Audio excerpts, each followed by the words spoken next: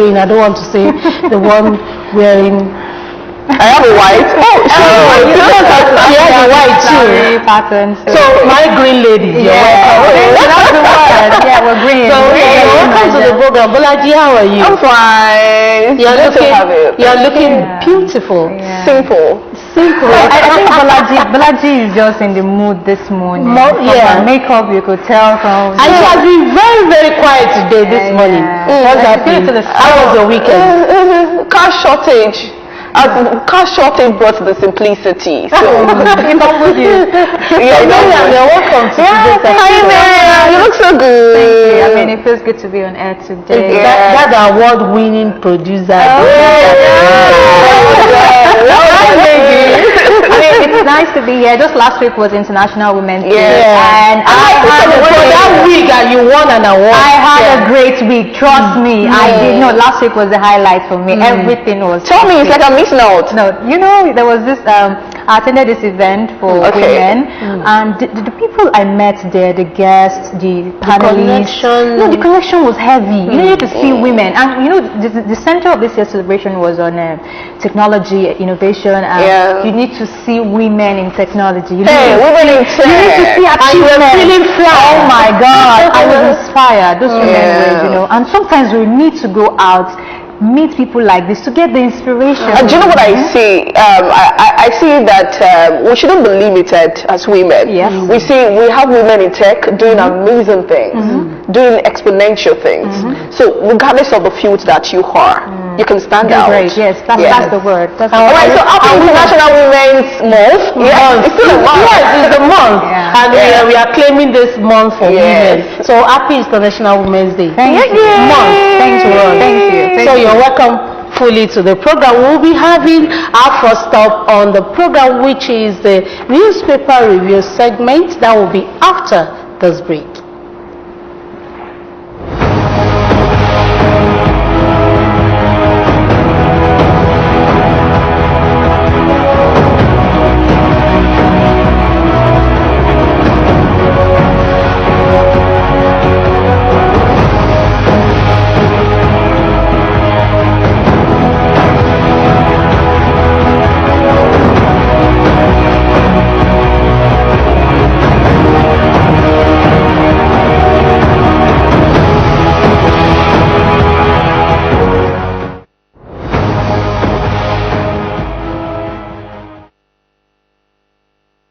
Yeah, this is the newspaper review where we'll talk about topical issue, especially from the front page of the paper we've chosen for the morning. And today we have the Punch newspaper and the Vanguard newspaper. Miriam, yes, can you start, please? We're starting with the Monday Punch newspaper. Somebody say this one is heavy. Alright, governors give Malami Emefiele Tuesday ultimatum to obey Supreme Court.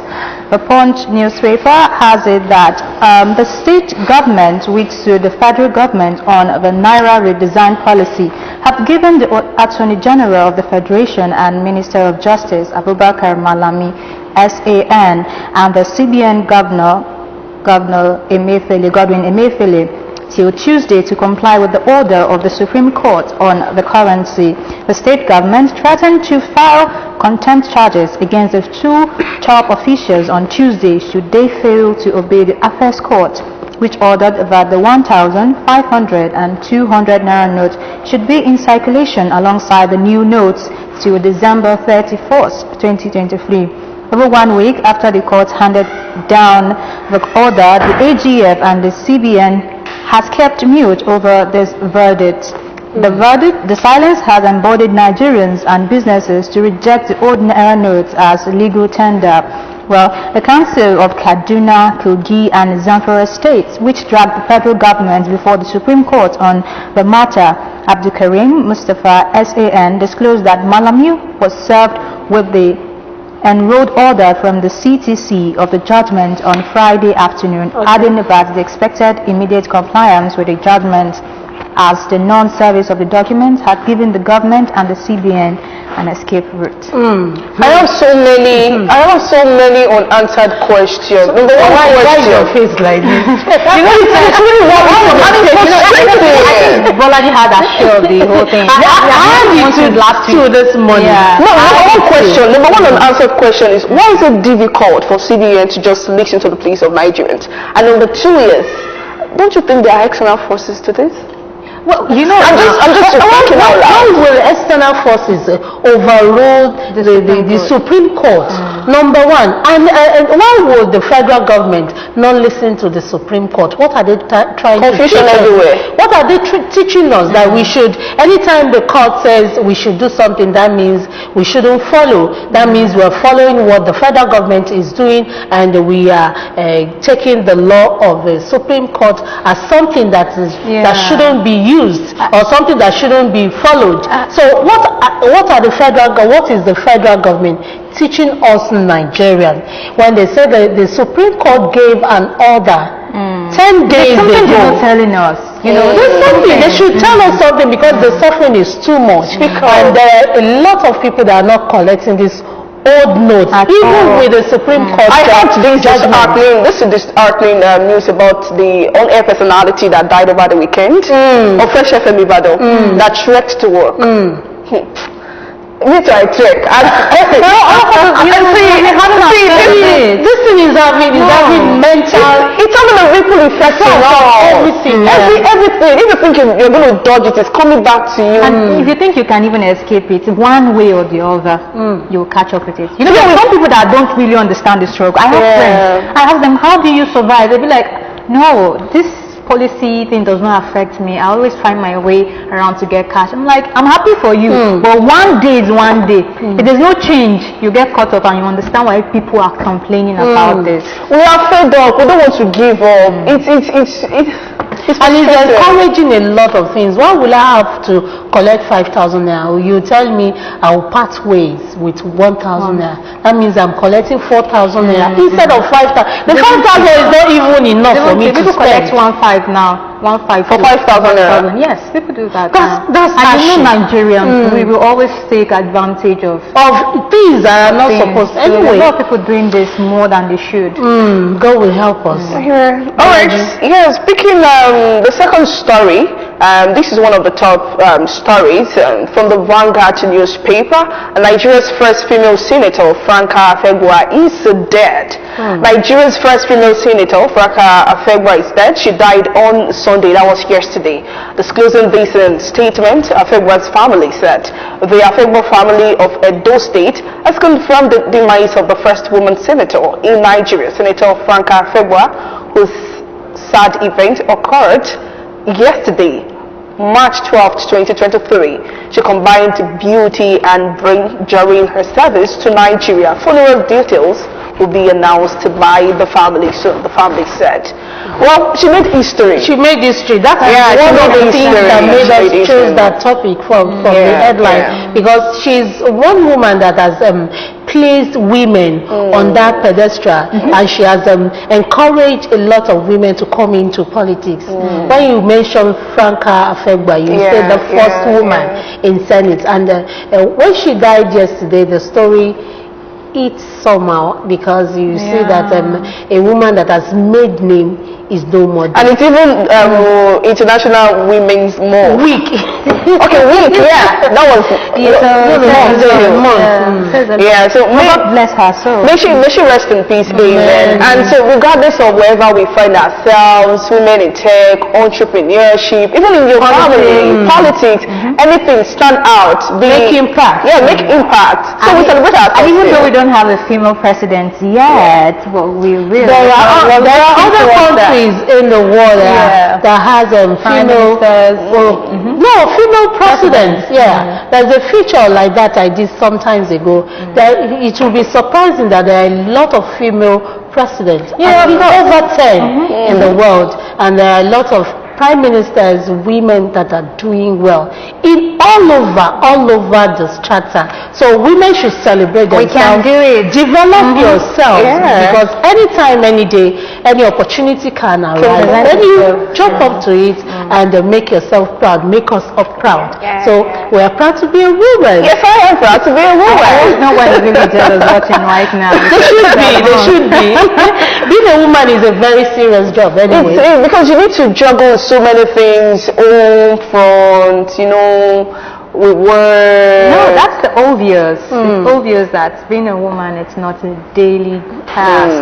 And the fact that we have this multitasking ability makes us stand out. Now, the male gender can fight this tomorrow, but it is what it is. But then, I don't know why this is coming to my mind. What do you think of women who are in the middle of so many things, juggling so many things, and they feel so tired, and they have no motivation to keep them going? They should motivate themselves. Motivate myself. Talk to yourself. Yeah, you know, my mom... Talk to your inner man. There's this wise words my mom says to me every now and then. She tells me that, see, you can get advice from 101 person, but the one you tell yourself from your inner man, very long way.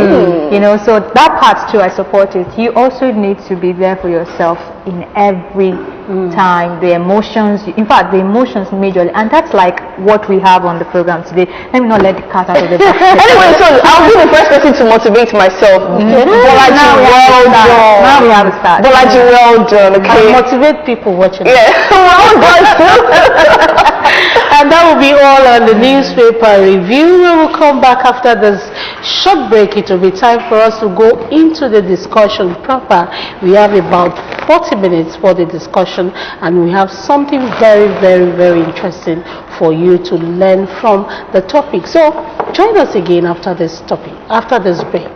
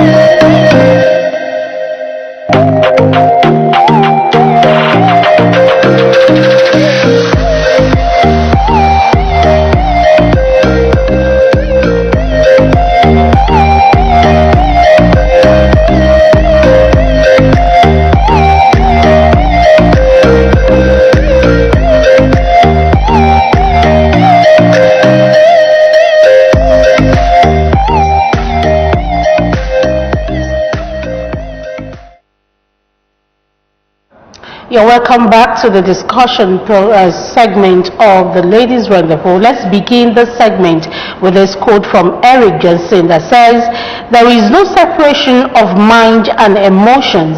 Emotions thinking and learning are all linked, and the emotions are inherently linked to influence cognitive skills such as attention, memory, executive function, decision making, critical thinking, problem solving, and regulation, all of which play a key role in learning. Studies show that social emotional skills can help improve academics, reduce negative social behaviors like bullying, and create positive classroom climate. With all this in mind, for this week on our discussion segment, we'll be having a topic that looks at the emotions in learning, that is the role of emotion in learning, and our guest is Mr. Sheyi Popola, who is the acting registrar of Gateway ICT Polytechnic, Shapadi, here in Ogun State. So I want to welcome you to the program. You're welcome, sir. Thank you very much. Welcome to the ladies' world. Lonely man. I don't mind. How do you cope, sir? I'll try. It's fine. I'll try. All right. Okay, let's kickstart it with this question. How can we implement emotions on learning from the tender age? How can we know that emotion plays a key role in learning? First and foremost, we have to understand what emotion is. And if we don't really understand what it is, then there is no way we can influence emotion from the cradle or from the basic stages of life. Now, basically, emotion is not a feeling. Okay. It's a basic complex reaction as a result of experiential, as a result of physiological, and as a result of behavioral elements. So before people exhibit emotions, these three processes must have interplayed together. You know, we talk about the experience of the individual, which is subjective in nature. We talk about the physiological processes, you know, reaction as a result of your automotive or your nervous system, how you react to issues. Then the behavioral element comes up after these three elements have interplayed. So emotion is not a simple feeling. So we have to understand the concept of emotion itself, that there are many variables that we have to look into. Okay. What brought about the emotion will now determine how we can solve that problem. So when you talk about the child, before you can work on the child's emotion, understand his emotion, you have to understand the background of that child. Okay. Where that child comes from, where that child emerges from, will determine the type of emotion that child will display.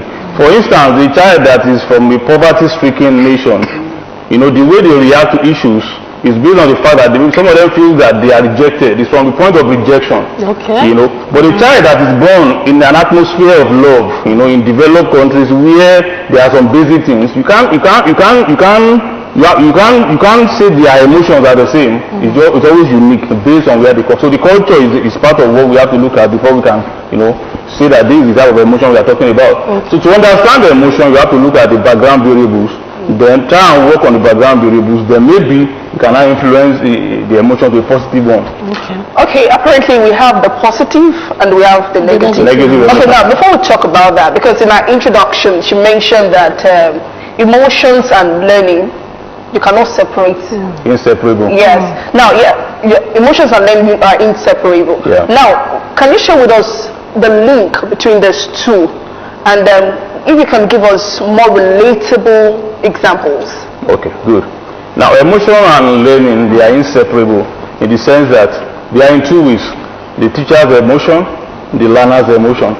Now, if the emotion of the teacher is positive, it's going to rub off on the learners. So also, if the emotion of learners is negative in nature, or the learners' emotion are negative in nature, it will affect their behavior in the class. So teaching and learning cannot actually take place if there is a negative emotion in place. So in order to understand, you know, the dynamics of emotion in the classroom, we have to understand where is the teacher coming from. What is the psychological, what is the emotional state of the teacher before you enter the class? Then secondly, the student coming to the class, you know, what is their emotional state? Some of them, some students, you know, probably they have not hitting and they find themselves in the class. You cannot expect that child or that type of student to be emotionally stable. Some of them, they have what we call attention deficit. You know, when you are talking to them, they are lost in thought. How about the student whereby that came from a broken home, for example, whereby the father just bullied the mother before he coming to the class? That type of student, you cannot expect a positive emotion. So it depends on the state of the teacher, the emotional state of the teacher, the psychological state of the teacher, and the psychological state of the pupil will determine how they can perform it, how teaching and learning can actually take place in the class. Okay. So, Miriam. Yeah, so in this part of the world, it's shocking, because if you don't do your research, actually, you might not know some of these things. We just know that we go to school, and some teachers will tell you some students are bright, and some students are not bright. Okay. And then they believe that this one, there's nothing you can do to teach this one that won't understand. Okay. We don't really know if there's anything about emotions, but we just know that. So let's talk about promoting emotional therapy among students. Now, students now involved from the primary stage even to the tertiary institution. Okay. A lot of Nigerian students learn under stress, either stress from the family, even in the learning environment. Even bullying is part of it. Yes, I mean, you could see a classroom that's supposed to accommodate, say, 20 students, have like 100 students. Okay. And then as such, the emotion of such student can be said to be messed up. Yes. Now, how can we, despite all of these challenges, because you cannot take away these challenges from the picture. Okay. Yeah, so promotion of emotional therapy now in the school setting for students and even for teachers. Okay. Because at some point, teachers also get frustrated. Of course. Now, to boost emotion, let me put it that way, to boost emotion in the educational sector, there are, I believe, different stakeholders that must be alive to their duties. First and foremost, the government must be alive to their duties, in the sense that there must be an intentional effort on part of government to improve the working conditions of employees across the country, which the government is trying, but it can be better. Then secondly, the family that the child is coming from. Everything is not about money. Love is very, very important in boosting emotion in children. For instance, if you are from a family that you don't have much food, but there is much love, so that child, because of that love, that motivation to learn will be there. We have some people from extremely indigent background, but because their mother will go, they go and trade, do some sell one or two things, then send them to school. We have seen stories like that, and they become great in life. I can mention a few celebrities in Nigeria whose parents are not so brilliant, but now they are very popular. They are very, so it depends on love. The atmosphere of the family is very, very important. Then the teacher has a role in the emotional well-being of the students as well. Despite the fact that even the teachers, the lecturer or teacher, they have their own challenges. When they get to the class, they must create an environment, a conducive environment in terms of the way they interact with the students. There must not be transfer of aggression. If there is no transfer of aggression, the students who come to the class, they will be happy. They will settle down without being agitated. But when the lecturer or teacher is already temperamental because of his own background variables, is going to affect. So I believe the teachers are more mature to control their own emotions. And by creating an atmosphere of love in the class, not love in the essence, we are not talking about love in the family, in the context of family love. We are talking about the type of environment that the child will be willing to go to the school, a type of friendly relationship between the teacher and the student. And if these things are done from the government, from parents, and from the teachers, we'll see a boost in the I have a follow-up question. The Nigeria today, or the Nigeria that we are today, we are in the middle of so many things. Okay. Car shortage. Okay, I think fuel scarcity is now society. Because so of many queues this morning. Okay. Poverty. Okay. Children from broken home. As an educator, should I be bothered about the state or the emotional state of my pupils? Okay. And it be my concern. It is my concern. And as an educator that you are, do you think that the teachers that we have in the 21st century, do you think they really care about it? That's a question. And even if they realize that they're in the middle of so many things, how do they deal with it? Because we are going through so many things, both the students and the teachers. How do you balance it? Because it's a whole lot. Actually, let me say we have our challenges as a nation, and all over the world we have their own challenges. You know, for instance, I discovered that in Great Britain, some of the challenges they have is these knife attacks, teenagers killing themselves. So every country has their own challenges. But I believe that to help the child emotionally on the part of the teacher, as an instructor or a teacher, you must understand that you have a role to play to inspire the upcoming generation. So I think the first thing that can be done is that there must be a type of cognitive reorientation to teachers in Nigeria, for instance. There must be, you know, a type of reorganization of the mind that, look, we are not the only one having challenges. Somebody will say challenges are global. We talk about tsunami, we talk about earthquakes. Nigeria is not isolated when it comes to challenges of the world. We have our peculiarities. But I believe that an intentional effort, a type of cognitive orientation to teachers will help them to behave better in the class. In as much as we are saying that we have teachers that are transpiring aggression in the class, I want to tell you categorically that we have teachers that are well organized. That's why they are having challenges. Some of them, I've seen a picture of a teacher that took a boat to class every day, and he's always taking a boat, you know, to get his food, just to go and teach. And he didn't say because maybe there was no good rules or something like that. He was able to break the barrier. So I believe it has to do with the mindset. The mindset. People can survive anywhere in the world, even in the Antarctica island, if you have a great mindset. People live in space, despite the harsh conditions. So it depends on the cognitive orientation given to all these instructors or teachers that will help them so that they can know that it's possible to inspire the younger generation. All right, Mr. Akokola, before we go on, let's talk to our viewers. If you want to join this conversation, that's our phone number on the screen. You can dial that number and you'll be linked to the studio. And Mr. Akokola is here to talk to you about any of the topic that, any of your questions that you want to send in. Now, let's talk about the temperament of teachers. When I was in secondary school, I know some of my teachers who I would term bully.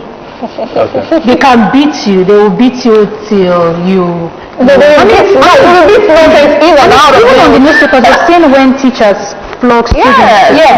And I call it beating, not flogging. This one is beating. Harassment.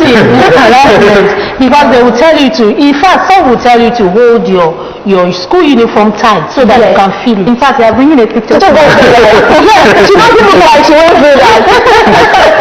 Sometimes you have to wear 2 knickers before you go to school because you know that you will encounter that teacher. There's no way you will encounter him. Okay. So, for those type of teachers, how do we talk them out of that kind of temperament, looking at their emotions? If their emotions is affecting how they behave to children, to people who are younger to them, how do we talk them out of such behavior? Because it will affect the learning. For me, I didn't like the subject. Learning will never. It will affect the confidence of the student. It will affect the confidence and it will affect... You won't even be proud of your teacher outside. Can I say something? Please do. Most of these teachers, no offense, but they are either the ones teaching mathematics or they're the ones teaching further maths. Or introduction technology. Some of these subjects are another thing. Something is going on. There's this particular teacher, and I hope he's seeing this anyway. But one says forgive and forget. Till date, I don't give that man regards. Because this one, it actually affected my confidence. This man bullied me. Well, I'm grateful for where I am today anyways. So how do we talk out our teachers out of this bad temperament? Is affecting the school, affecting the learners, and affecting the confidence of the learners. So what are the ways to talk them out of the approach? Of the approach. Now let me say that before we talk about talking to the teachers out of that type of approach, we have to look at the cultural setting. In Africa, for instance, they believe that if you don't beat the child, you will spoil the child. Spare not the rod. Spare the rod and spoil the child. Even the Holy Scripture says, beat the child, he will not die. So, but it depends on the motive of punishment. There are different types of punishment adopted all over the world. You see, that's what we call the use of aversive stimulus. Aversive stimulus. Like when you kill a child, it's aversive in nature. But there are different ways in which you can punish a child in the modern world, and you can still get good results. So if you want to eradicate this problem of teachers beating students with negative intention, we have to address the society itself, because it is the culture that supports. You know, I remember when we were in school, your parents will even instruct your teachers to beat you. Beat you mercilessly, and you'll be wondering. And while I was growing up, I was flogged seriously. And it depends on the kind of flogging. You know, it depends. Like there are some teachers that flog you maliciously. Maybe they don't even like your family. You see them. There are some that flog you for correction. I know the difference. So every teacher in Africa, for instance, you must. If we cannot eradicate the flogging, I think it's getting out of fashion now. But I believe that the intention should be clear when we are administering this punishment. In as much as possible, caning can be avoided. But it will be necessary at times to correct in this country, because we know that even children in the developed world that are not flogged, you discover that some of them, you know, they become spoiled in the process. Because some of them, when they misbehave, just go to the naughty corner, and they know that there is a naughty corner. In fact, they get accustomed to the naughty corner. But some who go through the beating are also bad in some sense, because they will believe that's why I said the motive. For instance, somebody was telling me the guy was in notorious. They said the teacher wanted to beat him. Alright, we have a caller then. We will not lost the call. Please keep your calls coming in. We are here. Mr. Popola will be here to answer your question. That is the number on the screen. Please go ahead. So somebody was telling me that he was a notorious student those days, and the teacher wanted to beat him. And for once, he said, okay, let them beat me. He wanted to submit himself. But he said, alright, sorry, we have Oluwagbakoso calling from Abeokuta. Good morning, Oluwagbakoso. Yeah, good morning. Good morning. What's your question? Yeah, I just want to ask you, I just want to say this, you know, there's no question to say, but as a guy training a child, okay. I personally, I work at my college. Okay. And I know my children go to all these nursery schools. But you know that up to now, I always instruct my student teachers.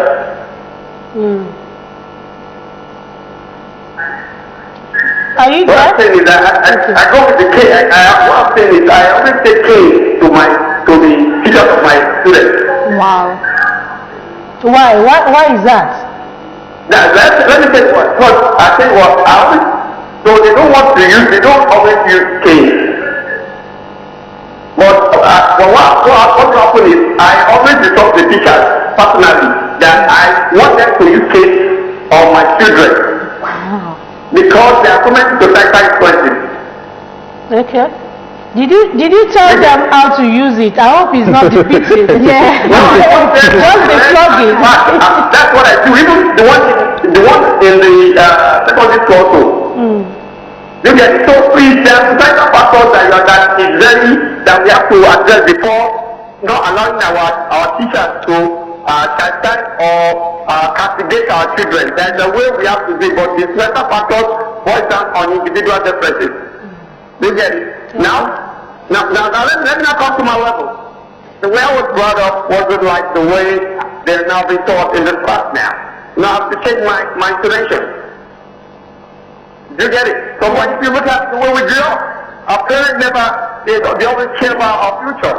They take care of us, they instructed us, and they also teach us how to go in the right way. But the societal factor today does not allow that. And if you don't want to lose tomorrow, your future, that means you have to take people by the arm. Okay, thank you. So I'm telling you, societal factors play a huge role in taking care of the child. So it depends on the family. Okay, thank you. Thank you. All right, thank you. So I appreciate it so much. It depends on individual programs. All right, thank you. Thank you so much. Well, I believe there are a lot of healthy ways you can discipline a child. Sorry, I'll be a little bit apart. Okay. No, but then how do you deal with a difficult child? Okay. Yes. You know, there are some children that are so difficult to deal with. You don't know you could, and there are a lot of parents that are like they've almost given up. Like, do you know what let the society deal with you. I've done my best as a parent. Now, can you talk, because I believe there are a lot of parents watching this or listening to us. How do you deal with a difficult child? Like the last call I just said. Yes. In school. In school. We push them to... That's what we call the concept of individual difference. Somebody just talked about that. And you have to understand the individuality of the child. Now, what works for child A may not work for child B. Yes. If you don't really understand these students that you are dealing with, ordinary caning will not do anything. You see, there are some children in school or some learners in school that by understanding their temperaments and the reason why they are misbehaving, for instance, some of them, you see, it has to do with the state of their mind from the family.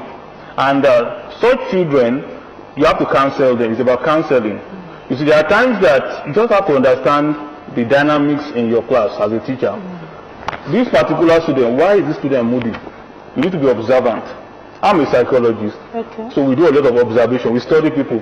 We have different temperaments. We have the sanguine, melancholic, choleric, and so on and so forth. Now, the person, there are some people, there are some child, they are naturally choleric, but because they are children, we suppress them in the class. They want to talk, they shut up.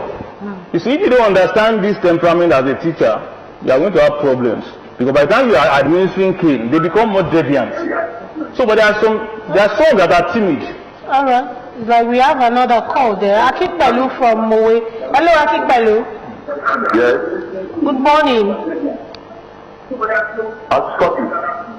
Hello, good morning. Good morning, how are you? We are fine, thank you. You're welcome to Ladies Rendezvous. Can you bring down the volume of your TV set, please? I'm listening to you. Good morning, good morning. Good morning. Go ahead with your question or your suggestion. My question, I want to give our register for bringing. Your TV set is so loud. Please turn it down. Okay. Please call us back. I'll call you back. Thank you. Okay. Go ahead, sir. So we're talking about the style. Yes, the healthy way to discipline a child. To discipline a child. We talk about the concept of individual differences. What works for child B may not work for child B if you don't understand the child. I said we have melancholic people, we have choleric, we have phlegmatic, we have different kinds. So, and if you don't know the temperament of a child, and maybe a child asks questions in the class, maybe it's a choleric that wants to talk. If you just say shut up, you kill the spirit of that child. There is no amount of discipline you want to give to that, he already hates you. But when you understand that the person is choleric and you give that person a type of chance to talk, and they talk, and it's okay, you don't talk like this. You are likely to gain that child to yourself. And we have some children in the class as well. They are melancholic. They need to be drawn out. So as a teacher, you need to observe why. Okay, what is making this child withdrawn? And for instance, when I was in primary school, for instance, I will use myself as a case study. My parents, they wrote, my teacher wrote to my parents, Sheyi's aloofness worries me. I didn't know the meaning of alufa. My parents used to call me alufa, as a reverend, My teacher wrote it there, Sheyi's aloofness worries me. It takes an observant teacher. Many teachers will write it, this child is just quiet. This child, the people they will just say it's a bad child. Or they say the child is dull. The child is just dull, D-U-L-L. The man said, his aloofness worries me. Now, my parents now said, what is that? I said, well, the problem is that I changed school. And when I see new set of students, I don't know how to do with them. You were studying there. I was studying there, and the teacher was afraid.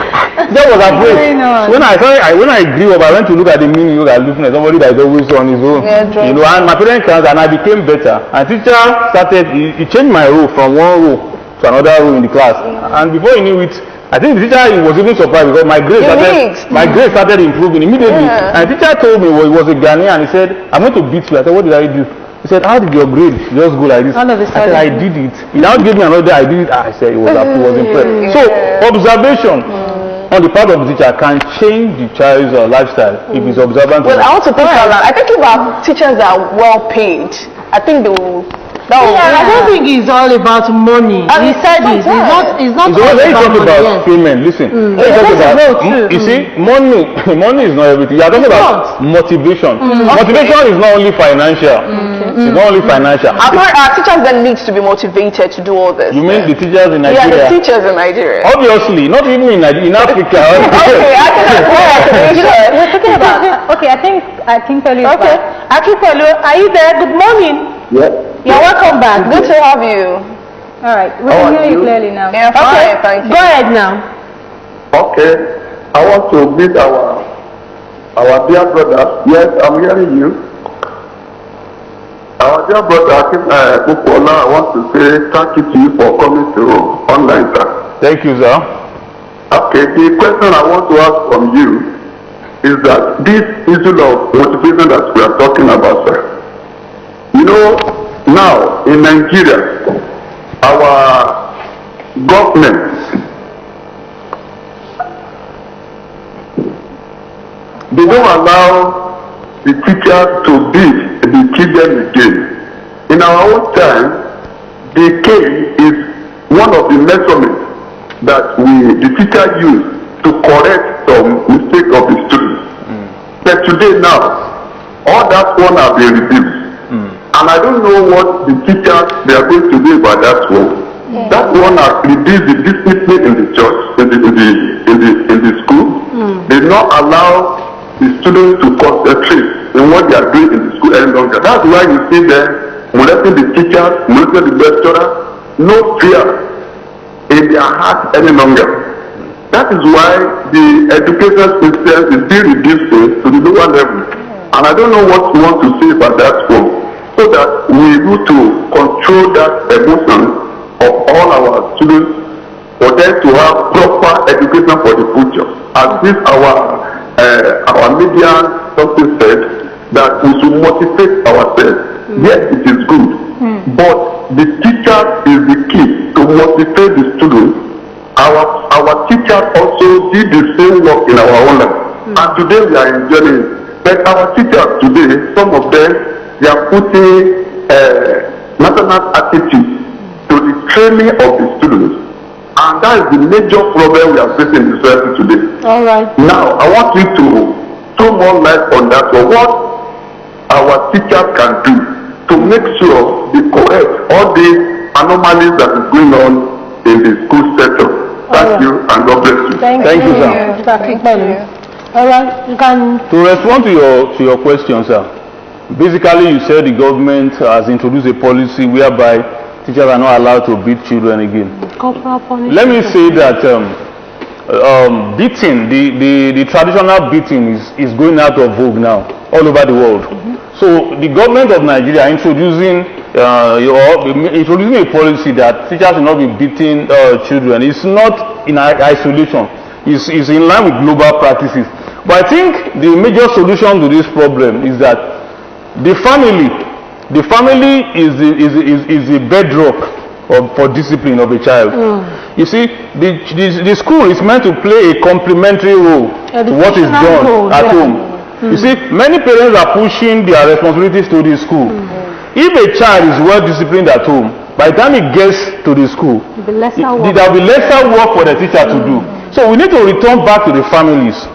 When the families are doing what they are supposed to do, when the father is doing what he's supposed to do in terms of looking up at observing his children, guiding them, mentoring them, disciplining them, as at when you caning them if it's possible, because you can cane your child, your own child. Yes. African law still permits you can still cane in Africa. So if the family can, the parents can do their own, the work of the teacher will be very easy. All right. And, okay.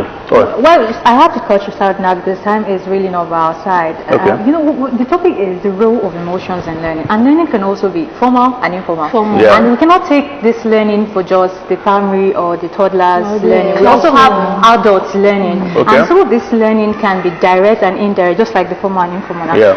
what are those, the roles, what are the benefits of using emotion, or what are those practical ways emotions can help us in learning? Now remember, learning is outside classroom now. It can be from family to family member, it could be anywhere. When there's a learning process, what are the practical benefits of emotions to learning. Yes. So when we talk about learning itself, learning is a permanent change in behavior as a result of experience. It could be formal, it could be informal. Like you have just said, as adults, you see, we learn day by day if we are observant. For instance, emotion can play a role in learning if you use your emotion positively to acquire positive traits. For instance, when you see an attribute that you like in other people, and you are in a good mood, you can use that opportunity to learn. For instance, I have seen, I have seen some of my mentors, elderly people playing table. We have another caller there. Komalafe from Ondo State. Komalafe, you're welcome to the program. Good morning. Hi. Hello? Yes, hello, we can hear you. Hello? Go ahead, please. Thank you. I love the program that is going on. Thank you. We love the program that is going on. Thank you so The much. problem in the country now. Many children don't want to go to school again because of the problem in the country. I think every one of us will help us beg Baba Buhari to talk to us about money. 1,500. Everyone is suffering outside. And the children are not, they don't like going to the school now. Because people need to come out of the school, what will you do? So please, we beg Baba Buhari to speak to us. And the way the things are now, nobody like anything in anything in the system again. So when things are pleasant, it is then we can be talking about good education, we can be talking about this and that. Things are not good at all. We beg Baba Buhari to please talk to us. I know the federal government. God bless you, ma. Thank you. I know they are listening and they will rise up to the occasion. But for education, children shouldn't look at the situation and then not go to school. Please, education is the best legacy that we can hand down to and it's a powerful force to change the world. So they should please not be discouraged by anything that is going on in Nigeria or anywhere. Education is still the best. So, Mr. Okufola, we were talking about emotions and the roles, the benefits there for us. Continue. As adults, we can leverage on positive emotions. Let's not talk about negative emotions now. You can also use your negative emotions to your advantage. Let's talk about positive emotions. There are times you will feel very happy. We are in a very good mood, based on happenings around us. That's the time to try out new things because you have that energy. Now, when you lack energy, for instance, a negative emotion, you can also use it as an answer positively. For instance, somebody just said something that offended you and you felt very bad. It can be a driving force that you tell yourself, I'm going to reach this goal. And before you know it, somebody told me that anytime people abuse me, it motivates, that's when I do better. So both negative emotion and positive, they can be channeled productively to achieve your goals in life. All right, we have just 1 or 2 minutes on the program. Last question. What ways, looking at the stakeholders now, the teachers, the students, or the pupils, and our parents, the school authorities, what are the roles to play in ensuring that emotions are balanced all through? We don't want to have a shaky emotions that will affect our learning. So, to all stakeholders, what is your advice? Okay, to all stakeholders, I would say everybody they should play their role very well. Parents should play their role very, very well. Create atmosphere of love at home for the teachers to leverage upon. When teachers get to the class, don't transfer aggression on students. Therefore, employers of labor, pay your workers well and pay them on time. By doing this, we have a very positive emotion. At least to be a solution, one of the solutions. Classroom, even at work. Ladies, your party is short because you want to leave. Yes, I'm just going to say emotions, just like Mr. Popola said, can be used to the positive or negative one, can be used productively. Yes, can be used productively. So I'm going to say, be the captain of your emotions. Don't let the negative part of your emotions stop you from becoming better in life. And yes, education remains the best legacy you can give to yourself. Exactly. All right, of course, education is a powerful way, powerful means to change the world, a powerful tool. So do not say no to education. As a teacher, well done. There is a lot to do still. And to parent, you're also an educator. There is still a lot to do. We are all teachers and educators. So educate yourself and know what it means to pass emotion into learning. Well done once again. All right, let me leave you with this quote from Joseph Ledox. He says, emotion are critical source of information for learning. That is all we have to say on the program, and with that we want to come to the end of the program for the day, where we'll come again next Monday with my ladies on the set with another guest. We'll be having a very robust time on Ladies Rendezvous on OGTV. But until then, we say have a very nice week ahead and have a very nice day. From here we say bye-bye. Bye.